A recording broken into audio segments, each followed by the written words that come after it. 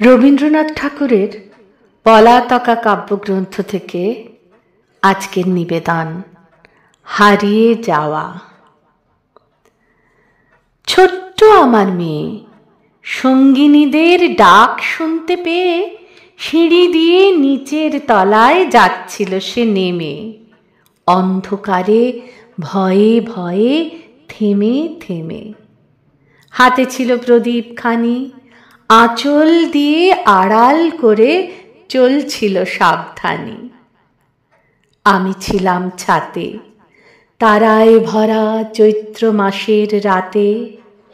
হঠাৎ মেয়ের কান্না শুনে উঠে দেখতে গেলেম ছুটে। সিঁড়ির মধ্যে যেতে যেতে প্রদীপটা তার নিভে গেছে বাতাসেতে। শুধাই তারে, কি হয়েছে বামি?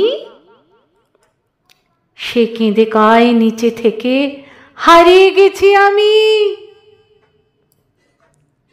তারায় ভরা চৈত্র মাসের রাতে ফিরে গিয়ে ছাতে মনে হলো আকাশ পানে চেয়ে আমার বামির মতোই যেন অমনিকে এক মেয়ে, নীলাম্বরের আঁচলখানি ঘিরে দীপ শিখাটি বাঁচিয়ে একা চলছে ধীরে ধীরে।